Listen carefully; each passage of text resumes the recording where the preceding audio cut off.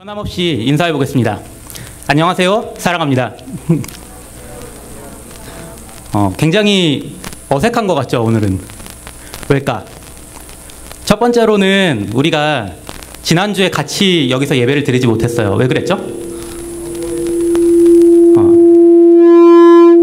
지난주가 어버이 주일이었어요. 가족 초청 주일이어가지고, 그래서 우리가 고등부 예배를 드리지 않고 대예배당에서 부모님과 함께 예배를 드리는 시간을 가졌죠. 두 번째로는 뭐가 있죠? 오늘은 한번 이 강단을 놓아봤거든요. 처음으로 강단을 놨더니 이제 마이크가 좀 조절이 안 되고 그런 것도 있는데, 어제 전도사님이 예배당에 왔는데 이 자리에 이 강단이 있는 걸 발견한 거예요. 지난 몇 개월 동안 발견하지 못했었는데 이런 좋은 게 있다는 걸 알게 돼서 한번 써보겠다고 그렇게 마음을 먹게 됐어요. 이렇게 보니까 어떤가요? 어색해요? 여러분의 의견을 받아서 혹시 너무 이상하다 싶으면 다시 치울 거예요. 오늘은 전도사님이 특별히 전도사님 소개를 하려고 해요. 왜냐면은 오늘 새로운 친구가 고등부에 무려 4명이나 나왔어요. 혹시 주변을 한번 둘러볼래요? 누가 새로 나온 친구죠? 가리키는 친구. 지금 가리킴을 받은 친구가 누구냐면은 정예은 친구고, 그리고 또 위서은 친구? 어딨죠? 서은이? 서은이 어디 갔어요? 있구나. 서은이 있고, 또 김선희 친구. 선희? 선희 어디 갔어요? 저기 있구나. 미안해요. 이게 지금 조명이 밝아가지고 좀 잘 안 보여서 그래요.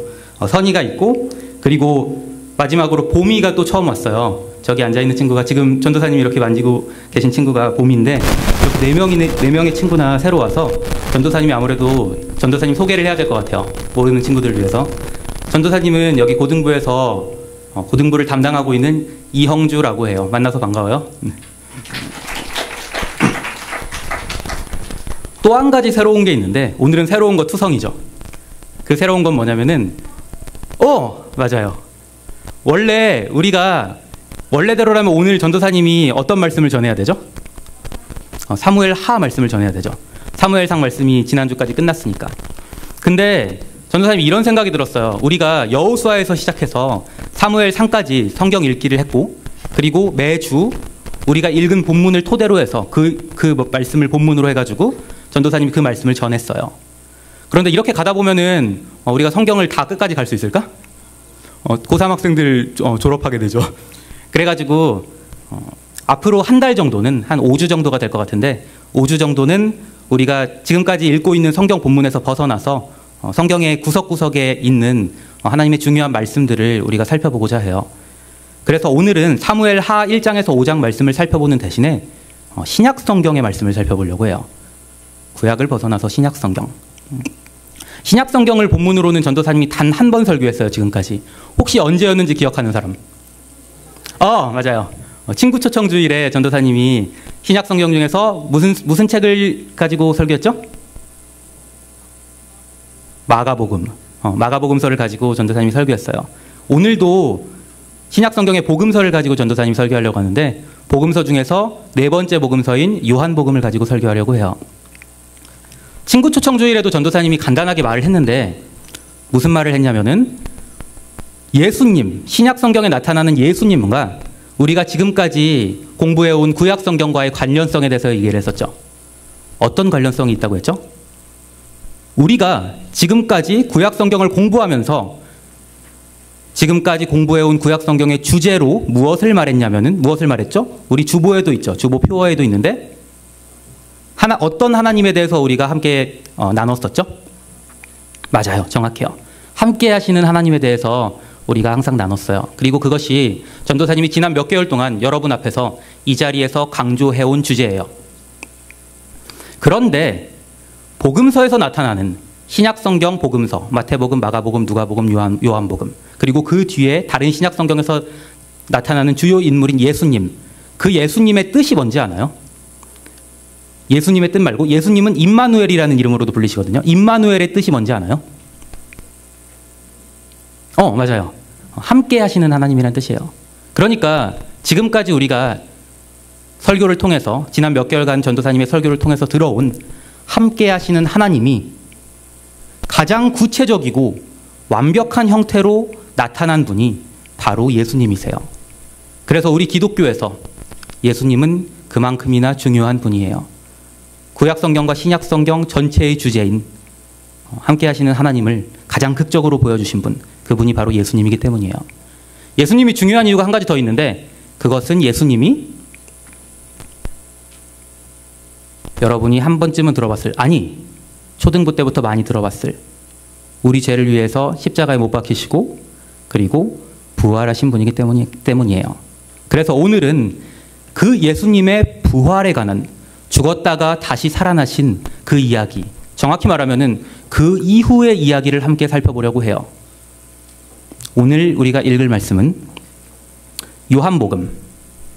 구약성경만 찾다가 이제 신약성경 찾으려니까 조금 어색할 수 있겠는데, 신약성경 네 번째 책이에요. 요한복음 20장 24절에서 29절 말씀입니다. 성경이 있는 친구들은 성경을 꺼내서 한번 찾아보고요. 그리고 스크린 띄워주시기 바랍니다.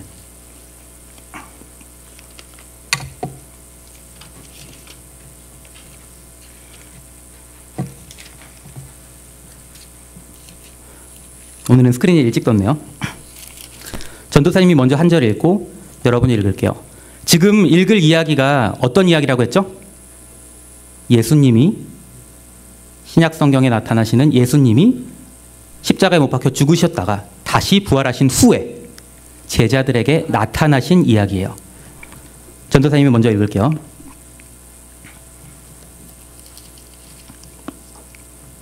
열두 제자 중에 하나로서 디두모라 불리는 도마는 예수께서 오셨을 때에 함께 있지 아니한지라.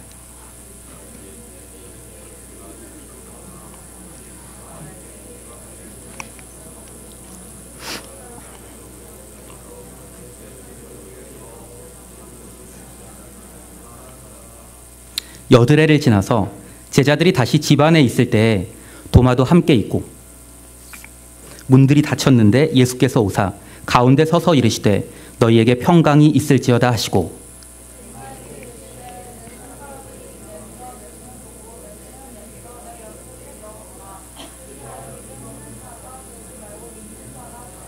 도마가 대답하여 이르되 나의 주님이시오 나의 하나님이시니이다.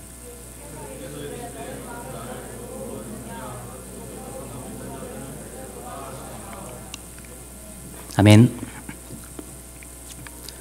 부활하신 예수님을 목격한 제자들의 이야기가 나오죠. 부활하신 예수님을 목격한 제자들은 기쁨을 이기지 못했어요. 예수님의 부활을 세상에 전하자고 서로 다짐하면서 감격의 눈물을 흘렸습니다. 바로 그때 예수님의 12제자 중에 한 명인 도마가 제자들이 있던 집안에 들어옵니다. 제자들 중 한 명이 도마에게 흥분된 어조로 이렇게 말합니다. 이보게, 주님께서 부활하셨다네. 예수님께서 부활하셨다는 소식을 전한 거죠. 그리고는 도마를 부둥켜 안기 위해서 한 걸음 도마에게 앞으로 다가갑니다. 그런데 거기에서 그는 멈칫하고 맙니다. 왜냐하면 당연히 마주 달려나와야 할 도마가 심각한 표정으로 그의 얼굴을 바라보고 있기 때문입니다. 일순간 축제 분위기였던 왁자지껄한 방 안의 분위기가 완전히 얼어붙습니다. 그리고 제자들은 모두 하던 말을 멈추고 도마의 심각한 표정을 바라봅니다.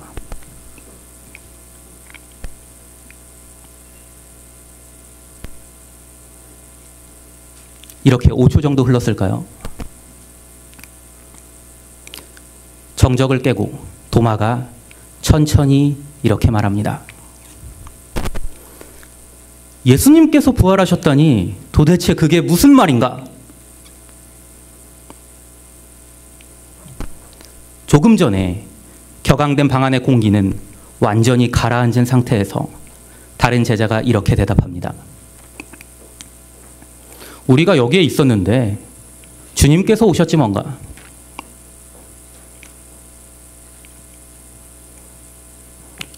도마가 뭐라고 했을까요? 아까와는 달리 도마가 이렇게 말합니다. 잘못 봤겠지. 도마가 중얼거린 이 한마디 말에 이번에는 제자들 쪽에서 정적을 만들어냅니다. 기다리다 못한 도마가 말을 계속합니다. 도대체 무슨 일이 어떻게 일어났단 말인가? 나한테 한번 설명해 보게나. 그래야 내가 믿을 수 있을 거 아닌가? 그러니까 우리가 이곳에 이렇게 앉아 있었는데 갑자기 우리 앞에 예수님께서 나타나셨지 뭔가.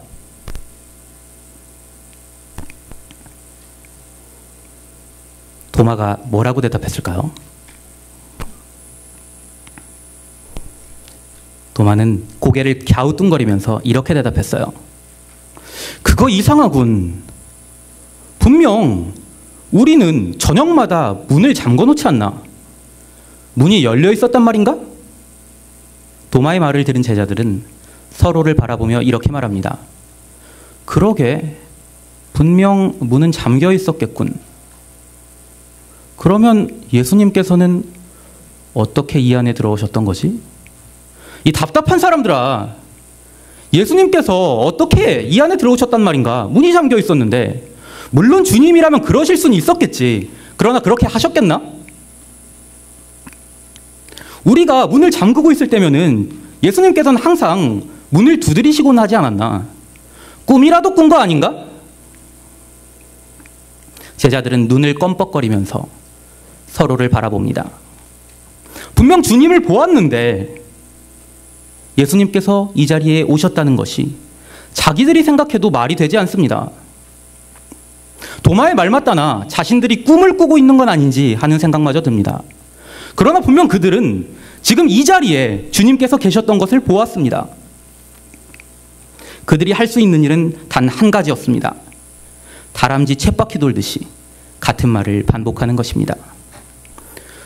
주님께서 여기에 계셨어. 어떻게 들어오셨냐면, 그건 잘 모르겠지만 여기 있는 우리 모두는 분명 주님을 보았는걸? 도마의 냉소적인 표정을 마주대할 때마다 그들의 목소리는 점점 더 작아져 갑니다. 도마가 그들의 적이기 때문이 아닙니다. 도마는 그들과 함께 목숨을 걸고 예수님을 함께 따르던 그들의 동료였습니다. 그럼에도 불구하고 도마의 목소리가 아니죠. 제자들의 목소리가 점점 작아져 갔던 이유는 무엇일까요? 그것은 도마가 제기한 문제가 합리적이었기 때문입니다. 합리적인 문제 제기 앞에 그들은 어떻게 대응해야 할지를 몰랐던 거예요.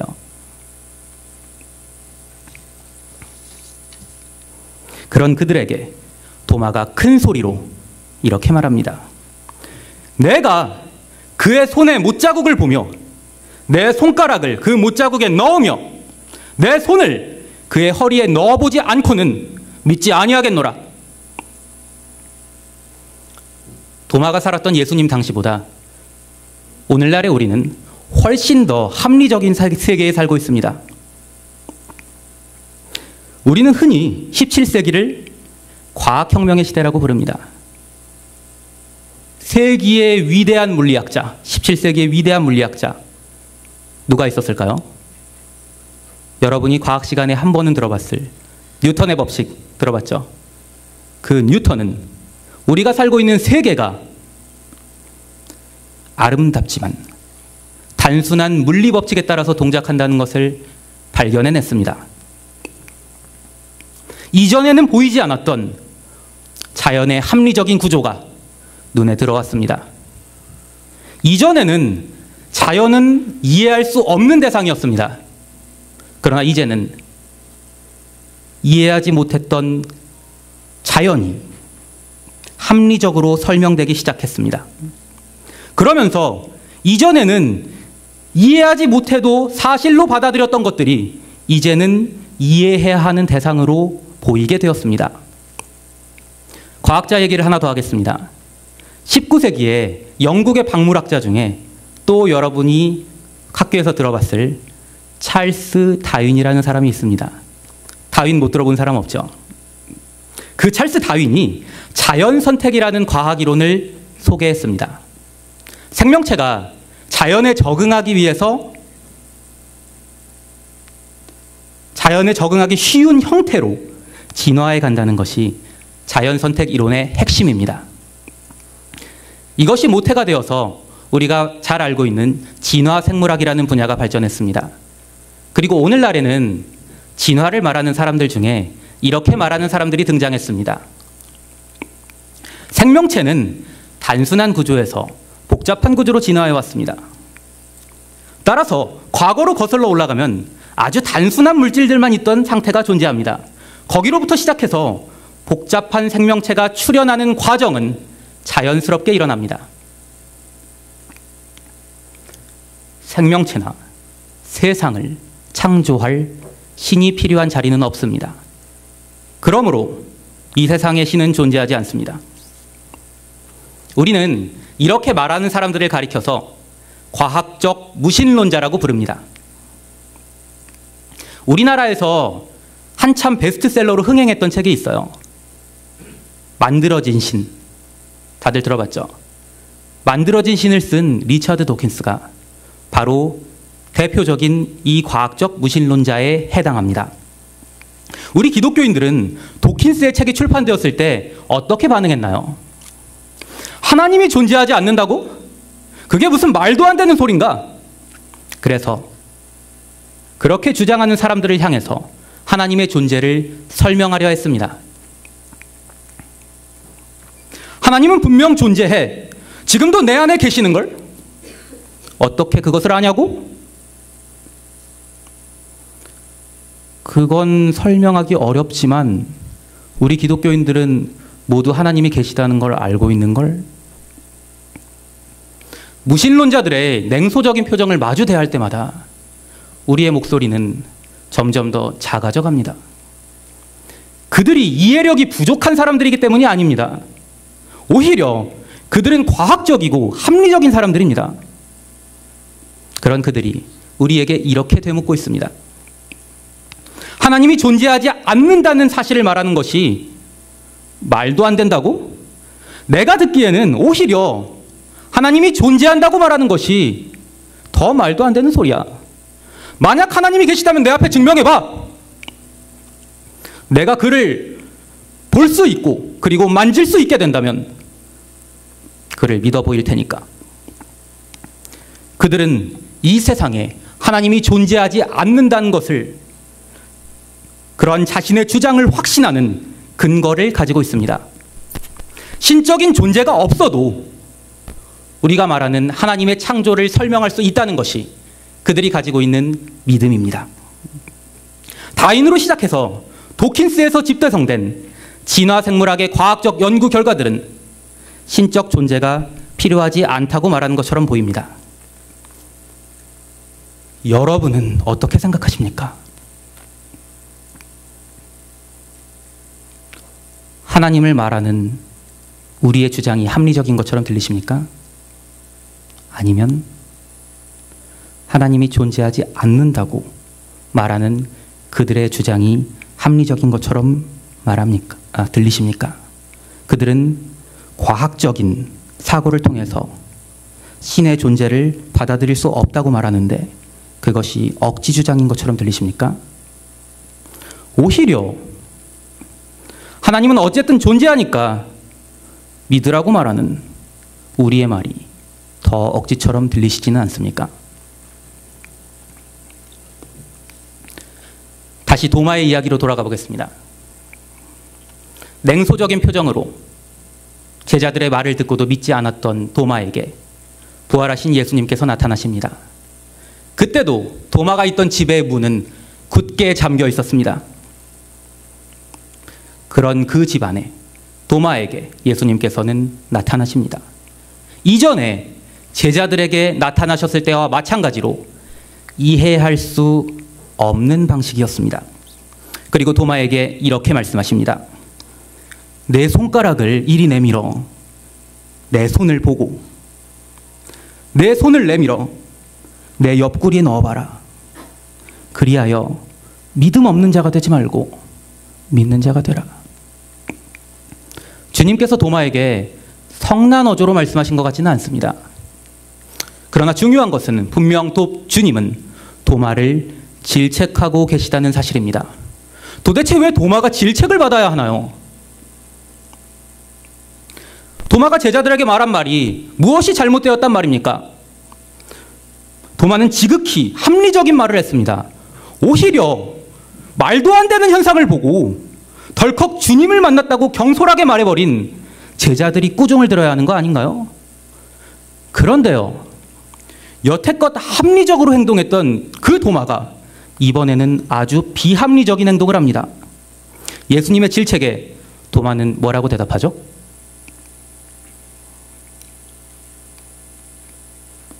나의 주님이시오, 나의 하나님이시니이다. 이건 또 무슨 조화입니까?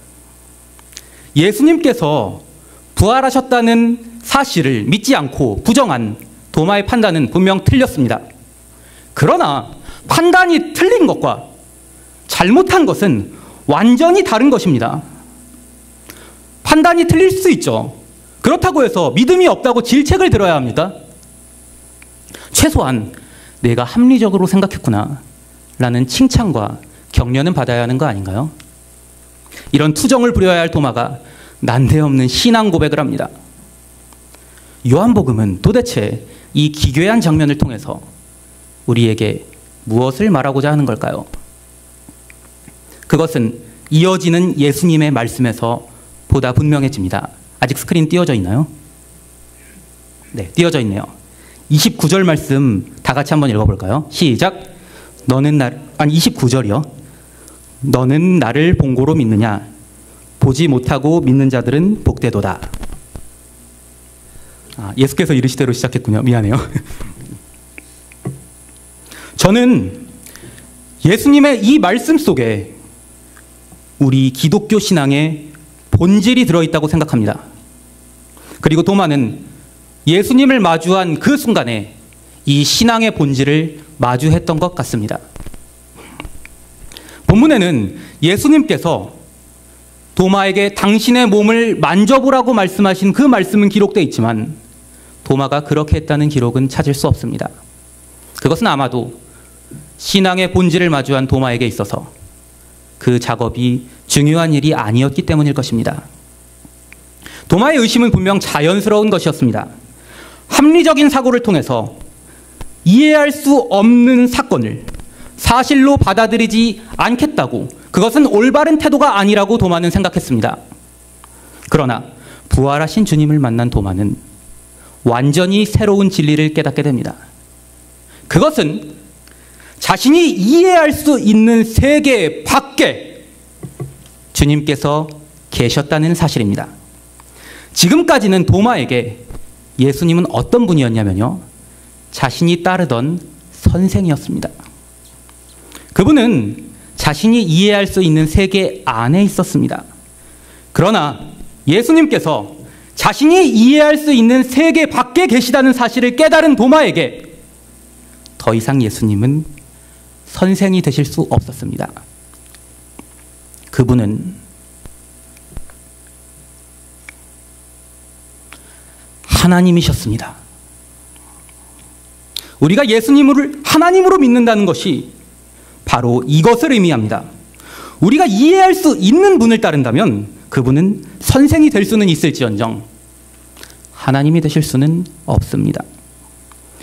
우리가 우리의 생각으로 이해할 수 있는 대상이라면 어떻게 그것이 하나님이 될 수 있겠습니까?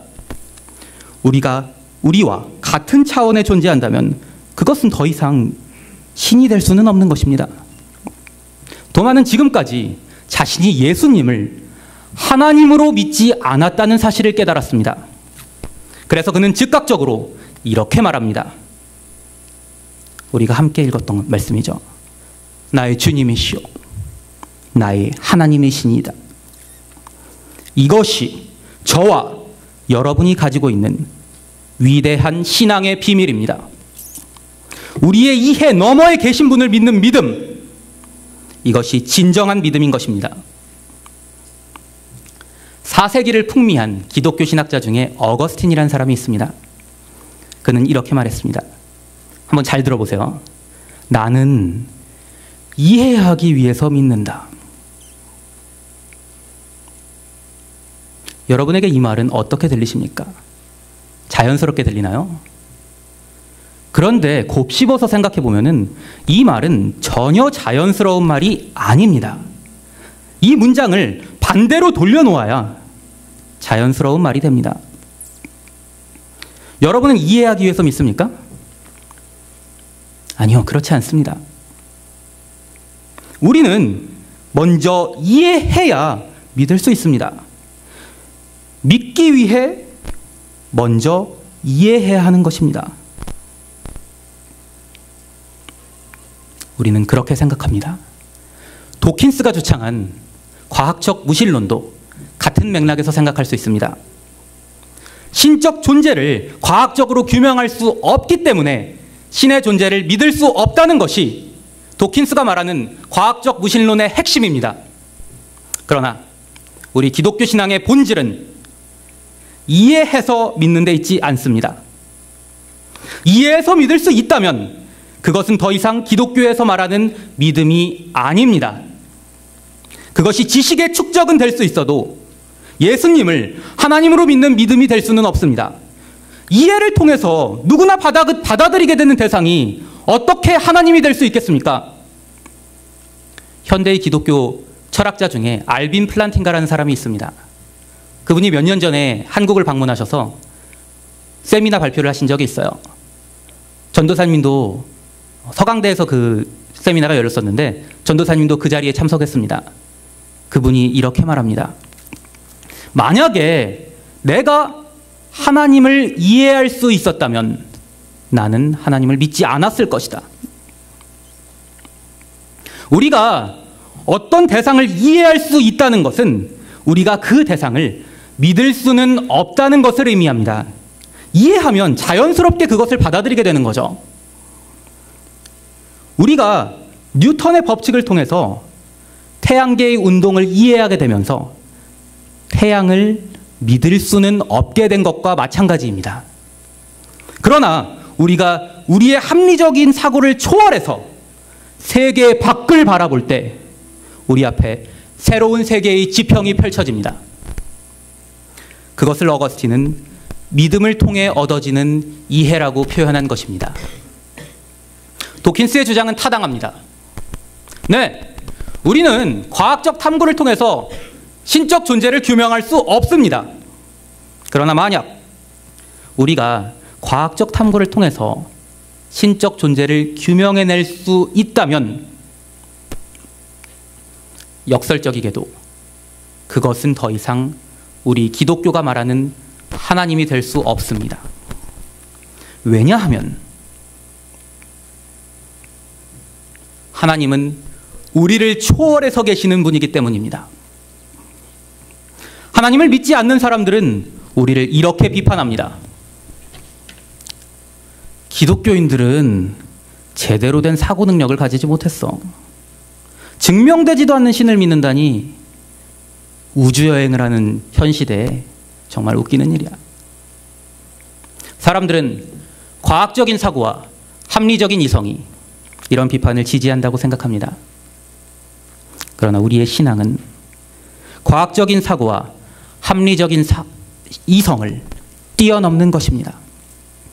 과학적인 사고와 합리적인 이성은 분명 우리가 보는 세계를 채우고 있는 구성 요소입니다.